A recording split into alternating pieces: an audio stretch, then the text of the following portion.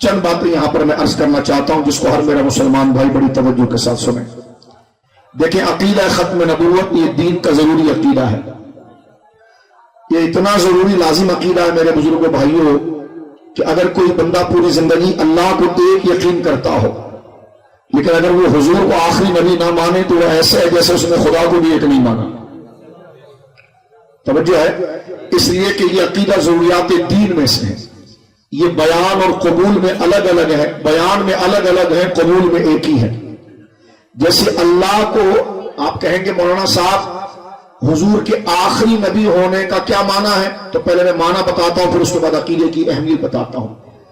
آخر النبی ہونے کا، حضور کا کی ختم نبوت اور آخر النبی ہونے کا معنی یہ ہے کہ اللہ رب العالمین نے میرے دوستوں، بزرگوں، بچوں، بھائیوں، اسکول کالج یونیورسٹیوں کے بچے اور میرے مزدور دوست، تاجر دوست، جس میں مسلمان بھائی میرے بیٹھے ہیں، توجہ سے اس بات کو ٹھہر ٹھہر کر میں اس لیے بیان کر رہا ہوں تاکہ شور کی نظر نہ ہو جائے. غور کیجئے، اللہ رب العالمین نے اپنے بندوں کی ہدایت کے لیے جو نبوت کے سلسلے اس زمین پر حضرت آدم سے شروع کیے تھے، اس کڑی میں سب سے آخری بعثت، سب سے آخری نبی اور سب سے آخری رسول اس عالم آب و گل میں، اس عالم رنگ و بو میں اور اس زمین پر جو مبعوث کیے گئے ہیں وہ سب سے آخری ہم میرے اور آپ کے آقا ہرے گہرے گنبد میں آرام فرمانے والے جناب محمد رسول اللہ کی ذات گرامی ہے. اس کو اور آسان کر دیتا ہوں، یعنی جو نبیوں کو بھیجنے کا سلسلہ حضرت آدم سے شروع ہوا تھا، کیونکہ نبیوں میں بھیجے جانے میں سب سے پہلے آدم علیہ السلام اور سب سے پہلے رسول جو بھیجے گئے وہ حضرت نوح علیہ السلام.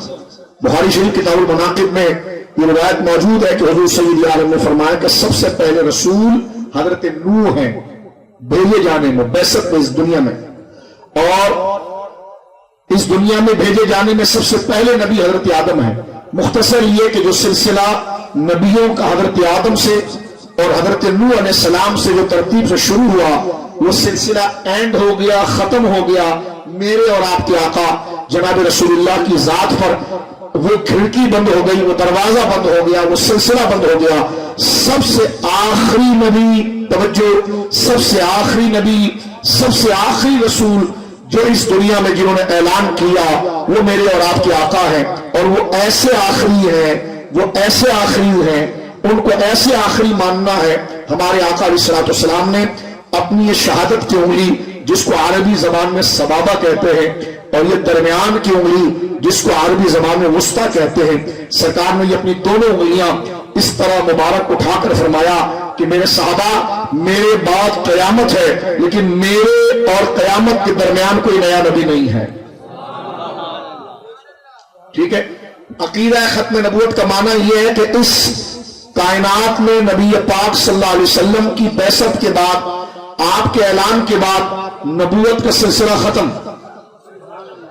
رسالت کا سلسلہ ختم، وہ زمانہ ہی ختم، وہ زمانہ ہی ختم، نبوت کا دور ہی ختم، زمانہ ہی ختم.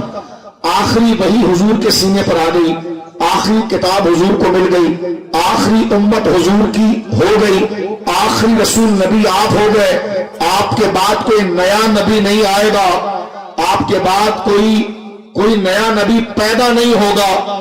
آپ کے بعد قیامت تک آپ کی نبوت رہے گی اور وہ سورج اتنا چڑھا ہوا ہے کہ وہ غروب ہی نہیں ہوگا کہ کسی اور کو ظاہر ہونے کی ضرورت ہو. ہاں، اگر حضرت عیسیٰ علیہ السلام آ جائے تو اس میں کوئی حیران کی بات نہیں ہے، اس لیے کہ وہ نئے نہیں ہیں.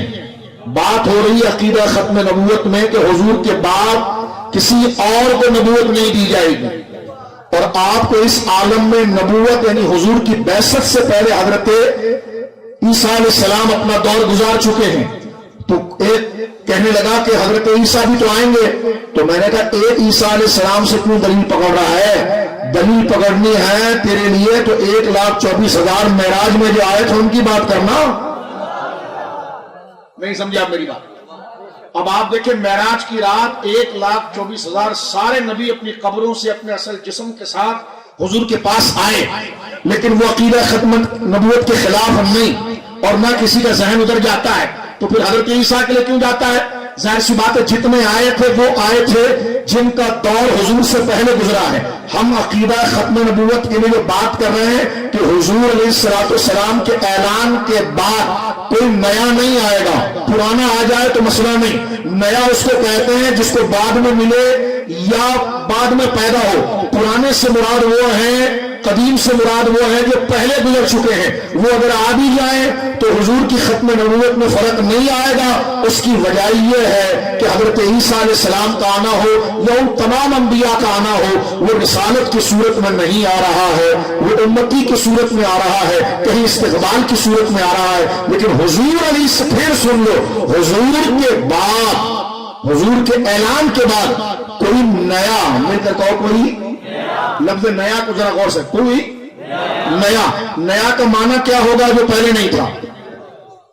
نیا کا معنی کیا ہے جی؟ جو پہلے نہیں تھا.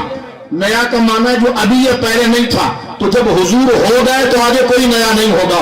اب اگر حضرت عیسیٰ آ جائیں یا معراج کی رات میں 1,24,000 انبیاء آ جائیں تو وہ نئے نہیں آئے ہیں، ان کا دور پیچھے گزر چکا ہے. لیکن وہ رسول ہونے کی حیثیت سے نہیں آ رہے. وہ نبی تو ہیں لیکن اپنی شریعت نہیں لا سکتے، کیونکہ جب حضور ظاہر ہو گئے ہیں تو ان کی شریعت منسوخ ہو گئی. جیسے قرآن کی کئی آیات ہیں، اللہ رب العالمین ایک آیت کو اتارتا ہے، ٹھیک ہے، جس دور کی جتنی ضرورت ہوتی ہے، جتنے اس کے حالات ہوتے ہیں. جیسے سورہ بقرہ کے اندر عورت کا جب شوہر انتقال کر جائے تو اس کی عدت ہے 1 سال. کتنی جی؟ 1 سال. اس کے بعد آیت نازل ہو گئی تھوڑے دنوں کے بعد، مہینوں کے بعد، کہ اب اس کی عدت ہے 4 مہینہ 10 دن. تو یہ جو بعد کا حکم آیا، اس نے پہلے والے حکم کی اتھارٹی کو کینسل کر دیا. لیکن وہ قرآن کا حصہ ہے. اس جس میں 1 سال کا ذکر ہے وہ قرآن تو ہے لیکن اس کا حکم نہیں چلے گا. اسی طرح نبی پاک کے آنے کے بعد عیسیٰ نبی تو رہیں گے لیکن ان کی شریعت نہیں چلے گی. سمپل انداز میں سمجھ گئے آپ؟ تو عقیدہ ختم نبوت آگے بڑھنا چاہتا ہوں. اگر کسی کے لیے ابھی بھی بار ہے تو آگے مثال سے وہ سمجھ لے گا. میں ایک دفعہ پھر میرے بھائیوں کو کہ ضروری بات ہے نا پھر ریپیٹ کر دیتا ہوں. ہمارے نبی حضرت آدم سے جو سلسلہ نبوت کا شروع ہوا تھا اس زمانے میں، وہ ہمارے نبی پاک پر ختم ہو گیا. آپ کے بعد کوئی نیا نبی، جدید نبی نہیں آئے گا، بلکہ اللہ نے اپنے ساری خدائی اور اپنے بندوں کو مصطفیٰ کریم کی طرف پھیر دیا ہے. اب قیامت تک سکہ چلے گا آمنہ کے لال کا.